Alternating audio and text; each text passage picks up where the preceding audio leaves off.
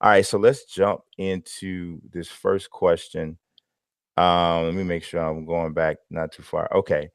Mikey from who is at Cargo 33 says, why do sports games get away with pay to win by proxy microtransactions without much pushback from their player base, while non-sports games struggle? Example, FIFA Ultimate Team packs versus Battlefront 2 loot boxes. I'm gonna say I think that you might just be missing the feedback or the negative feedback that sports Yeah. games get, because 2K gets throttled on a daily basis for microtransactions. Madden takes some beatings for And it too. another thing I'll say is it is pay to win in a certain sense. But it's pay to win or grind to win. But the thing is, the model is after Magic the Gathering, Hmm.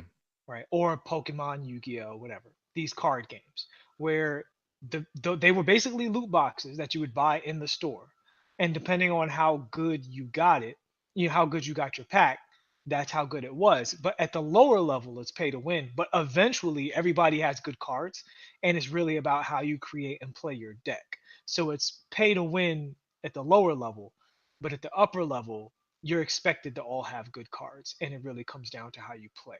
So that's the idea behind these modes. How they execute it varies from company to company.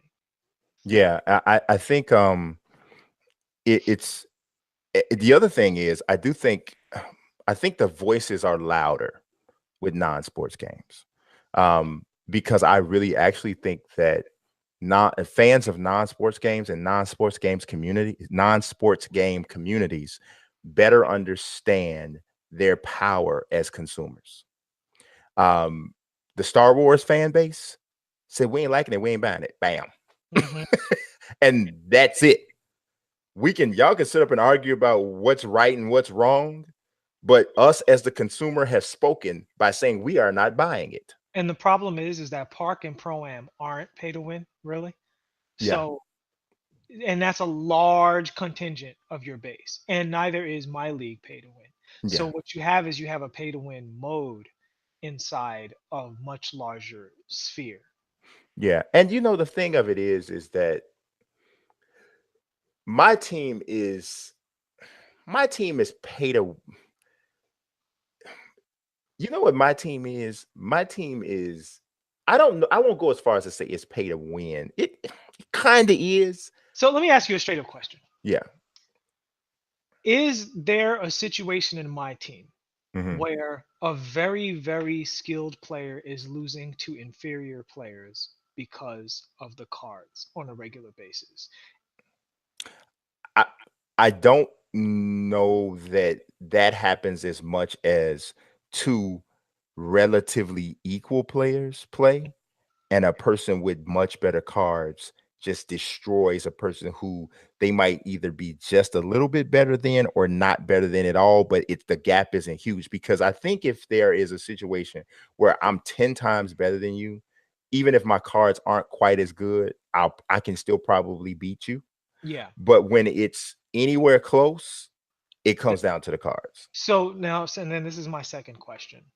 Is the my team economy such that you have to buy cards to get a good deck, or is it such that people who grind are going to get good cards? I think it's okay. Let me make sure I understand what you're saying. You're asking, is it to the point where if you spend more money, you get better cards? No, because there's a threshold, right? Okay. There's good deck, and then there's an embarrassment of riches where I have all the options in the world. Uh-huh. I don't care about that. I care about the baseline level of good deck. Can you get a good deck without paying money? Yes. Then I understand what you mean by pay to win. It's in the middle there. It's right in the middle. Yeah, yeah. And the issue is this is based off of another model that you see in other games like Hearthstone and what have you. So people aren't going to go at 2K first necessarily because their microtransactions are all over the place. And Hmm. Park and Pro Am, which are essentially the same mode, are still bigger than my team. Hmm.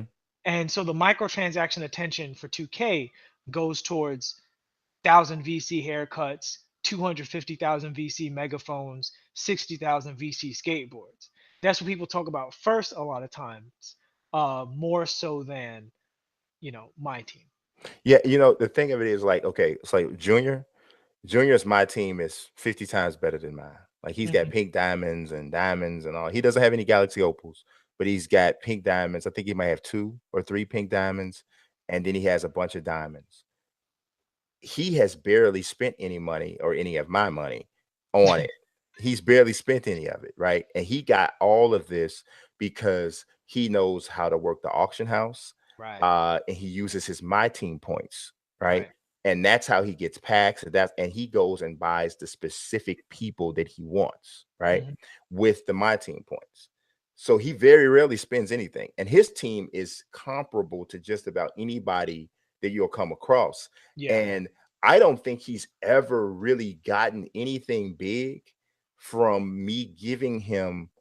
I think the best card he's ever gotten for me giving him money for VC is a diamond Kevin Love. And Hmm. that's maybe like the 6th or 7th or maybe 8th best card he's ever had. Yeah. So, and I've actually spent money on Mhm. it because my whole plan is, okay, I'll do videos and I'll Right. share it with everybody, and it's kind of like a cool little just overall investment in all of my Yeah. entertainment and the whole nine, right? I've never had a pink diamond. Hmm. Hmm. I got like 6 diamond cards now, but I've never had a pink diamond. And one of the diamonds I got today because I got it when they gave a locker code for LeBron today. So then let me ask you, would the prognosis be don't spend no money? It's because many my team people never spend money. They Right. do everything with my team points, and then they just grind. And if they are going to use anything on VC, what they do is they'll play something else, another mode in the game that is a VC accruing mode, and then they'll just bring that over there. But some people who play my career and my team, their rule is VC goes to my career to build my character. My team points is how I improve my collection in that mode. And that's a good thing. Now, I personally have fallen more in love with my team than my career. I probably played 1 or 2 times in my career in the last 2 months. Every time I pick up 2K now, I'm doing something with a roster, Hmm. doing something with a play now online. I might touch a little my league in there, but I'm doing the roster for my league. But everything else is me grinding as my team because I this year I really like it. Yeah. This is the first year I've ever really, really liked it. So um it's I don't think that it's pay to win. I think what happens is you get impatient Right. and you don't want to do the grind thing. But I do think that 2K has done a good job in putting enough things in there to earn my team points for you Yeah. not to have to spend money. I think both things are true if I say these two statements. Mhm. 2K is too stingy with VC. Right. You do not need VC to have the experience you want. I have three 90s in 2K Mhm. that I did not spend any VC on. Now, the other ones I didn't buy the VC, but I got the special edition, right? Okay. So that still counts. But just the characters that I had no intention of playing real pro am with, I just wanted to see how the build felt. Right. I was able to get them to a 90 in a weekend with nothing. Yeah. And these weren't even the ideal builds to do that. We covered it on a old show about how Yeah. post character or a sharpshooter, you don't have to spend VC because all you need is one stat and the character is basically finished. Um, and this wasn't even that. This was well-rounded characters, which is the worst kind of character to make. And I still didn't need to spend VC because the game's just not that hard. You can go in there once your characters are 71, they're playing 85% what they're going to play like. And once they become an 83, that's everything else is just icing on the cake in terms of Mhm. the character. It's really about the badges more so than the ratings. And the badges you can't buy, you have to grind. So I think 2K is stingy with the VC and they make you not want to spend VC, which is I think they're not helping them. Yeah. I think they should have the prices lower so you're eager to spend.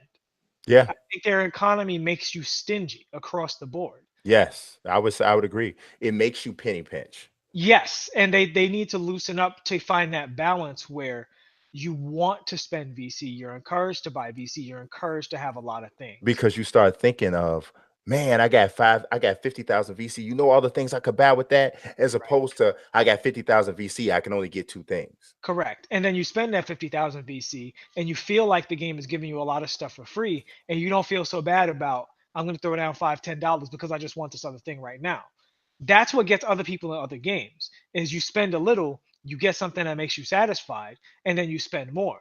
2K is very for me it's very unsatisfying to buy VC. So I don't buy VC, Mhm. you know. Yeah, because I don't have a problem with buying VC as conceptually, right? Because, but what I have a problem with is if I don't value what I get in return.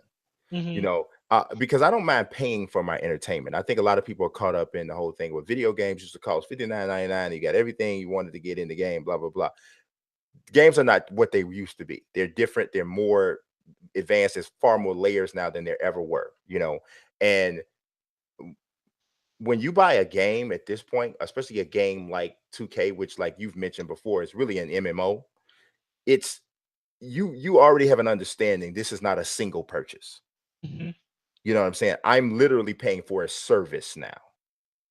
That's what this 2K is, a service more than it is a single game, Correct. you know. And when you're paying for a service, it is an ongoing thing. And honestly, I think more important than how much you pay. I know this is like people have different levels of money, right? Obviously. Hmm. But the thing is, more important than how much money the game asks you to pay for what is what those hours feel like. Is it Hmm. enjoyable to play the game? Because there's games that I've played that I've put a lot of hours into, but the game didn't get fun until after I put in 100 hours. Yeah, Nobody likes that feeling. Here's 100 hours of grindy crap. Now the real game begins. And there's other games where I've spent 45 hours and every single minute of that game was pure joy, yeah, right? Like yeah. say Spider-Man or Mass Effect or Skyrim. Every minute I spend in that game is fantastic. 2K is not as bad as some games. Like No, say Destiny, 25 junk hours before it gets even a little bit fun. yeah.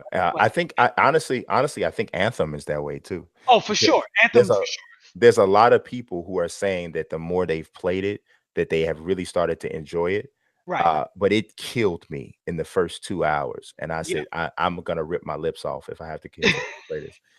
And And I was like, it's really 30 hours of that. yeah, It's uh, 30 hours of nothing's gonna die. And yeah, then you get to, masterwork gear. Now it feels like a normal video game again. yeah, Like, and so I think it's really how do the hours feel? I think companies put too much emphasis on how many hours there are. And I hmm, think players put too much emphasis on how much they spend versus how hmm, much time they spend. Because the bottom line is if you spend 500 or more hours in a video game and you only spend $60, there is no other form of entertainment, maybe outside of buying a basketball and going to the park, yeah, where you can get that much entertainment for that little money. yeah, for sure, for sure. Yep.